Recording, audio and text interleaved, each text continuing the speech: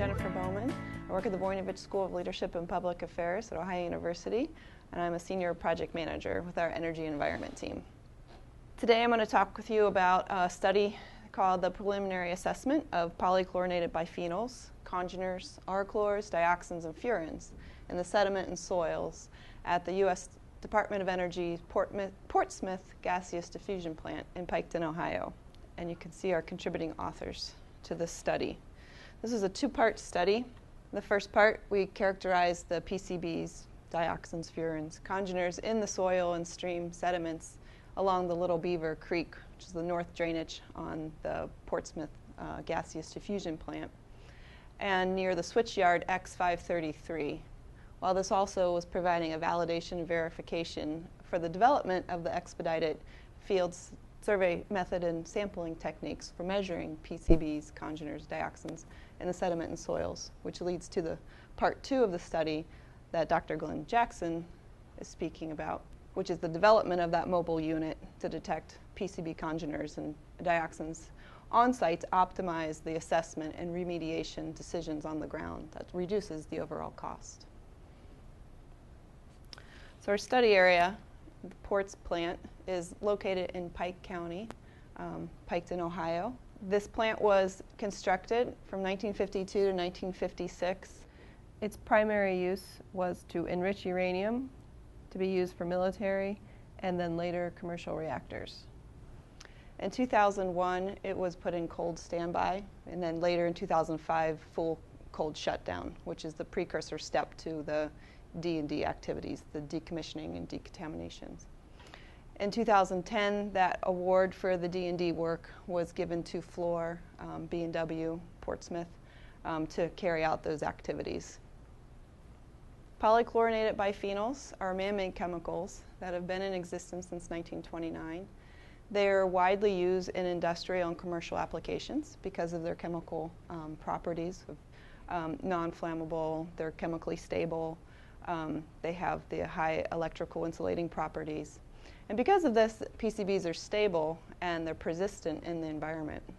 Manufacturing of PCBs stopped in 1977, and their use was banned in the United States in 1979. PCBs absorb strongly to organic matter. They're lithophilic and they bioaccumulate in the environment. So these different degrees of chlorination of the polychlorinated structure are called congeners. And our study looked at the PCBs, congeners, dioxins, and furans on the site. So there's 12 dioxin-like PCBs, congeners, and they're shown here. These show their toxic equivalent factor, the TEF value.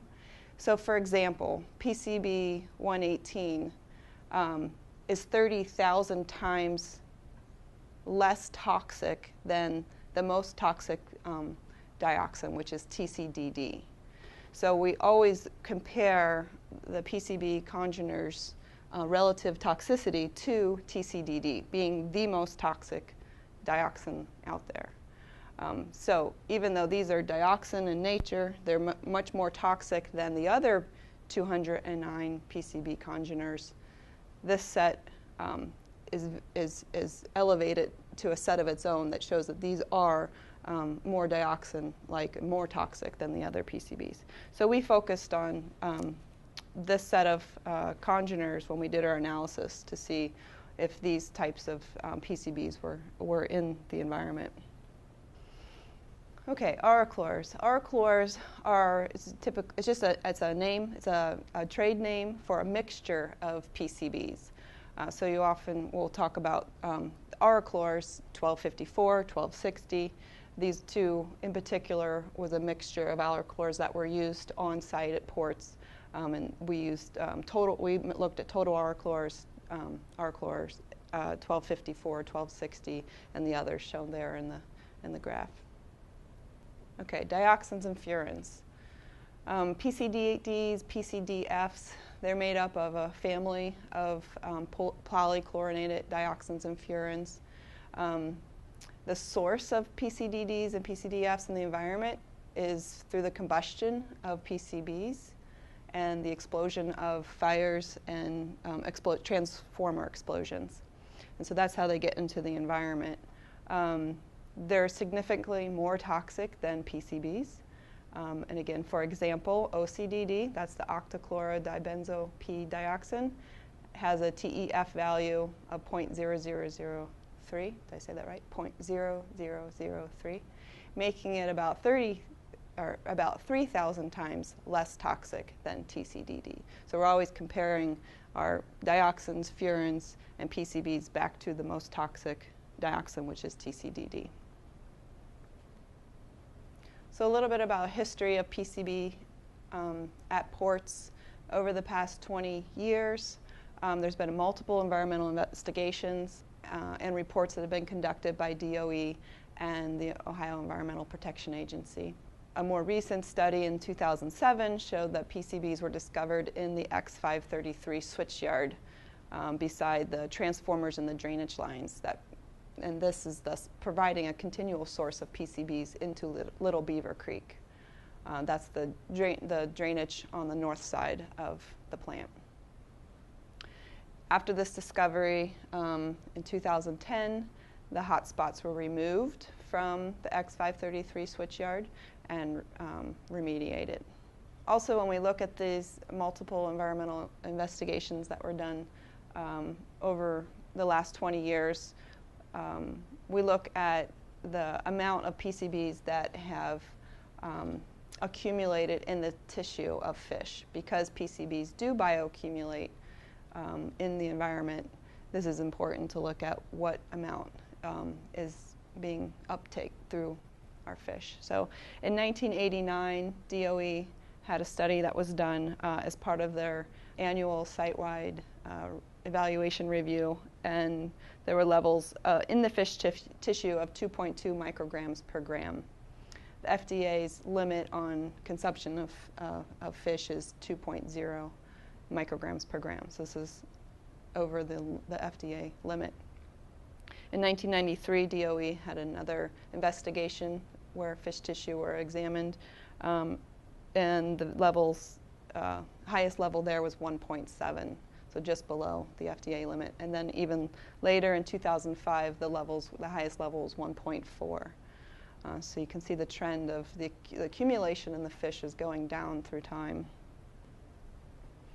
Okay, so this brings us to the purpose of our study. OU was commissioned to make a new investigation of the site to determine if PCBs, dioxins, and furans are present in the sediment, and if so, what is their fate and degradation of these chemicals in the environment at ports. So this investigation was carried out during 2011 and 2012. OU was looking at the presence of PCBs in the environment at ports, and this was after the reclamation that was happened at the switchyard in 2010. And so what we're looking at really is what residual amount of PCBs are in the environment that are being washed away into drainage ditches and the creeks and streams on the north side. Their preliminary remediation goal, their PRG, for the cleanup that happened in the switchyard was a level of 25 parts per million. So anything that was higher than 25 parts per million in the switchyard was determined to be a hot spot. And the levels of PCBs that were found in the first top foot, the top layer in the switchyard, the highest was 1,400, so 1,400 parts per million in the switchyard. Our study looked at really what was that residual washout from years of PCB oils that were being washed out, accumulating into the environment. These are our sampling sites. We had 15 sampling sites along the 3-mile section of Little Beaver Creek, starting in the headwaters here and flowing to the northwest to the mouth of Little Beaver Creek. We also investigated the holding ponds, the X230J, located here, flowing north to Little Beaver Creek, and the X230L holding pond, located here. And the drainage ditches that drained off of the X533 switchyard in this direction and in this direction. We sampled, so at these 15 locations, we sampled the top surface, and we also sampled the subsurface at about 11 to 12 inches below the surface. So we were looking at what accumulation of PCBs are at the very surface and what is, a foot under the ground. Because of the nature of PCBs to accumulate and to absorb to organic matter, this was important to see what was at the surface and what was accumulating through time at lower levels. We had a contract laboratory that we worked with, the GEL Laboratories out of Charleston, South Carolina, who did most of our analysis, as you can see on the slide here. They had an affiliate laboratory, Cape Fear, in Wilmington, North Carolina, who handled the analysis of the PCB congeners and the dioxins and furans. We also did grain size analysis with Shaw Geotechnical Laboratory in Knoxville, Tennessee. So I'm going to talk about the results of this field, the field characterization of PCBs and dioxins and furans on the port site. We looked at several different parameters, like Jen introduced. So what I'm going to show you is a series of different plots that are going to kind of describe the distribution and the changes of these different parameters throughout the site. The cleanup at the port site addressed 25 parts per million, or 25,000 parts per billion. The graphs that we'll show you in this presentation are in parts per billion. The green part of these pie charts represents the concentration in the surface of the sample, whereas the red shows the concentration in the subsurface. So part of the point of that was to look at where these chemicals were depositing and how they may change over time. So on a plot that plots mostly green, what you see is that there's a much greater concentration at the surface, and a plot that has more red shows a greater concentration at depth.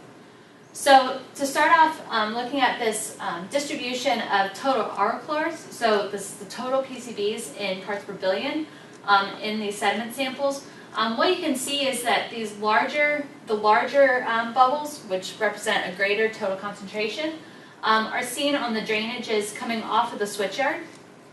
So the switchyard is shown in the middle here, this box, and those drainages coming off of there have greater concentrations. Whereas where that remediation that Jen introduced happened in this corner of the switchyard, we see very low concentrations. Another thing to notice is that this one largest bubble doesn't have any red. That's because that sample was taken in a sediment pond, and so we only have one sample from there because it's very difficult in a pond to take a subsurface sample. So what you can see is that we do have some higher concentrations in the drainages coming off of the switchyard, and they're pretty low coming off the switchyard, or coming off the site. So one of the things about PCBs and dioxins and furans is that they tend to bind to organic matter, and they tend to bind to clays. So what we have to do when we analyze the data is look at both our total sample, but then also normalize our concentrations by total organic carbon. So what you can see in these graphs is the concentration at the surface versus concentration at 30 centimeters of depth. So that's our subsurface sample. So the first plot on the left shows the non-normalized samples, and what you can see is that we have a pretty even distribution between surface and subsurface, with a few sites showing higher concentrations at surface compared to subsurface, and a few plotting the other way. Whereas once we normalize by organic carbon, first of all, we have a big cluster at the bottom that kind of show no trend towards the surface or the subsurface, and then a couple of outliers that show much greater concentration when normalized by total organic carbon at the subsurface than the surface. So what this starts telling us is that the ones that have greatest concentration at depth are absorbing to organic carbon at depth, and so we're seeing that stronger signal. All right, so one of the interesting results we found throughout the analysis of our sediment samples was that regardless of whether we were seeing a high concentration of PCBs or a low concentration of PCBs, we saw the same signature set of about 5 PCBs, PCB congeners. So these are 105, 118, 156, 167, and 189. And so what we saw was that whether we had high concentrations at a site or low concentrations at a site, these same 5 PCBs were our strongest signals. So what you can see in these plots are an example of a low concentration site, site 10, which was a holding pond that didn't have high concentrations of PCBs in it, and site 1 in Little Beaver Creek, which had 10 times higher concentrations than that holding pond, and show that same signature set of PCBs. Just to illustrate the difference between our total aurochlor analysis and our individual congener analyses, this is the same type of bubble plot, but this time for PCB 118, which was typically our highest concentration PCB across the site. So what you can see is that, again, we've got some of these higher concentrations, larger bubbles, coming off of the east side of the switchyard, and then a few higher concentrations down towards Little Beaver Creek. Again, what you can see is that there are some sites, especially coming off the switchyard, where we have a stronger, higher concentration in the surface and the subsurface, and then downstream we see that we've got some higher concentrations in the subsurface than the surface, and we'll talk about that more in a moment. What we see in these concentrations is that fine-grained sediment, so these small clay particles, have an inverse relationship with PCB 118, 105, and 156. So the places where we see more fine-grained sediment, we see lower concentrations of those PCBs. So when we look at these, I guess the point of this is to frame all of it in terms of human health risk assessments. And so DOE uses a HHRA, or Human Health Risk Assessment, of Type 1 and Type 2 screenings. So Type 1 says that immediate action must be taken, and Type 2 is a lower threshold and says that action ought to be taken, but you don't have an immediate health risk. So for each of these, there are then different categories. So specifically, you have a resident category, which is going to be more stringent because somebody's living there. A soil to groundwater category, which is how much of that PCB or of that contaminant in the soil may end up in groundwater and therefore drinking water. There are worker categories, which again are a little bit more stringent for people who are working outside. An industrial category, and then a worker category. And for each of these, then there's a target level above which we say that there's a potential human health risk. So for the PCB analyses, what we see is that for our Type 1, so that immediate action category, we only see one exceedance of a human health risk assessment. And these highest levels were in one of the settling ponds that I'll talk about in a moment. For a Type 2, so that lower level, something ought to be done level of human health risk assessment, we have more things that exceed that. So some of our dioxins, so OCDD and HPCDD, which we see coming off of the switchyard due to fires and explosions in the 1950s. And some of our aurochlors are seen as exceedances. We look specifically at some of the dioxins and furans because they tend to be more toxic than many of the PCBs. So while we were looking at the dioxin-like PCBs, we also looked at dioxins and furans. The dioxins and furans are seen coming off of those switchyards due to fires and explosions in the 1950s. And dioxins tend to result from PCBs that burn or explode. And so what we can see again is that for this human health risk assessment, for a resident level, so that stringent level, we see several exceedances for different dioxins and furans. So just to demonstrate this a little further, OCDD is octochlorodibenzo-P-dioxin, was the most common dioxin that we saw across site. And what we see is that in that X230J settling pond, we see the highest concentrations. And then, our first site downstream in Little Beaver Creek saw a reasonable concentration, and then we had some low concentrations coming off of the west side of the switchyard. Really, that site X230J is that high concentration that will signal a human health risk. So throughout time, what we see in Little Beaver Creek from past studies and our study is that while there have been some high levels of PCBs in the sediments of Little Beaver Creek, which receives the water running off of the switchyard in question, they have been high, up between 200 and 250 parts per billion in the past, but that over time, through remedial action, those levels have tended to decrease. And the levels that we saw in our 2011-2012 fieldwork were relatively low looking across the history of the site. So, in conclusion, some of the things that we found in assessing PCBs, dioxins, and furans in the sediments of Little Beaver Creek showed that overall the PCB concentrations are pretty low. There's still a concern because they do bioaccumulate, and so there are some cleanup efforts that may be necessary to protect environmental and human health. We saw that PCBs vary with depth. When we look at those bubble charts, the difference between the concentrations at subsurface and those at surface tended to look at whether it was a depositional area or not. So whether there was slow-moving water and sediments could deposit, we saw higher concentrations at depth, whereas at higher, faster-moving water, we saw higher concentrations at the surface. We see that over time, aurochlors are decreasing in Little Beaver Creek sediments, and that the sites that were remediated recently in the X533 switchyard show very low concentrations and non-detects for PCBs and aurochlors. We do see dioxin and furans on site resulting from those switchyard fires and explosions in the 1950s.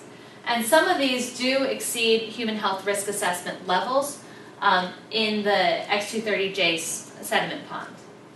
OCDD is the most widespread dioxin across the site, but it tends to be lower than some of those human health risk assessment action levels. We saw the highest concentrations of all of our compounds in the X230J settling pond, and some of those levels did exceed our human health risk assessment levels. But what that tells us is that settling pond is doing its job, that it's holding those sediments and not letting them into Little Beaver Creek. Thank you very much for listening to this. Thank you to the U.S. Department of Energy Environmental Management, Portsmouth and Paducah Project Office for supporting this work. And for any more information on this project and other projects, you can see the Ports Future website at www.portsfuture.com.